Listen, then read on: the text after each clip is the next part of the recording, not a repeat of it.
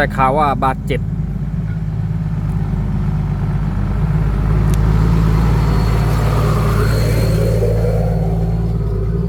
โอ้ไอ้อย่ามาเต้นให้ฝาท้ายบุบเลยครับฮะสวัสดี FC ที่น่ารักทุกท่านนะครับยินดีต้อนรับเข้าสู่ช่องรถดำซิ่งดินด่วนครับบุบเลยไฟท้ายถอยต่ำหินนะครับโอ้ที่กว้างๆนะยังถอยต่ำเลย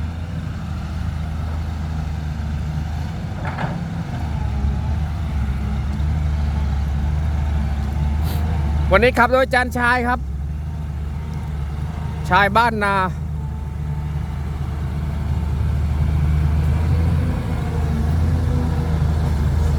โอ้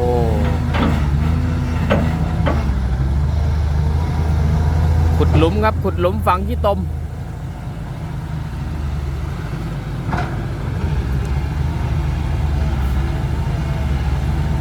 ฝั่งนู้นนี่ลงไม่ได้แล้วครับน้ำเต็มเลย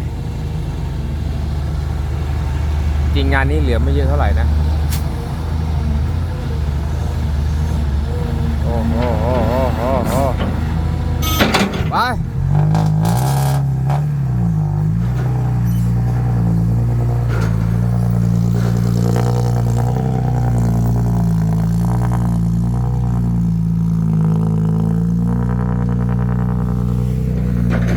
อะไรอ่ะจะเล่นอะไรอาจารย์ชายเล่นอะไรฮะ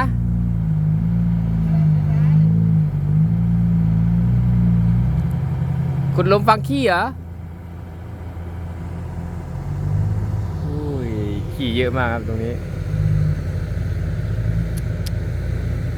ฝนตกตลอดครับอันนี้เพิ่งจะได้ทำงานฮะอะไรนะใช่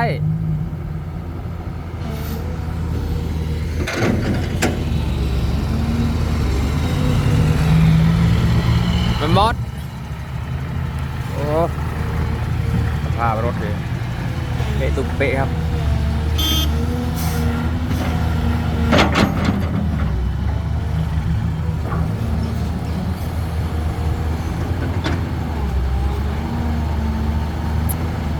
เอายังไงกับฝาท้ายไฟท้ายน้องมะนาว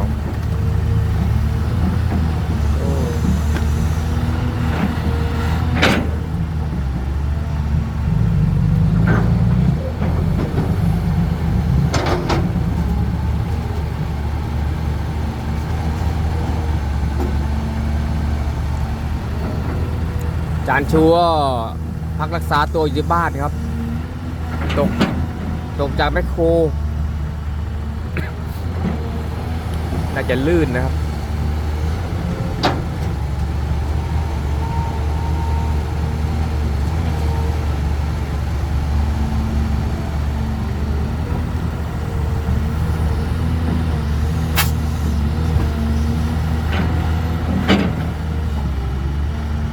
ขับยังไงงึงงักอะฮะ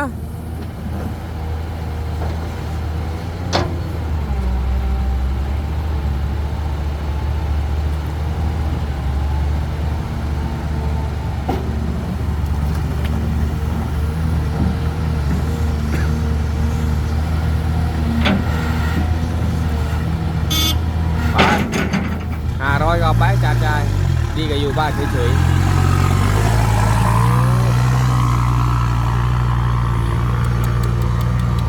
โอ้เลยเกียร์โซงเหลืออ่ะมด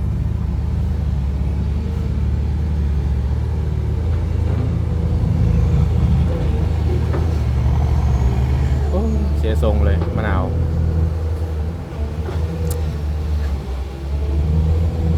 ไม่น่าพลาดนะอีเนี่ย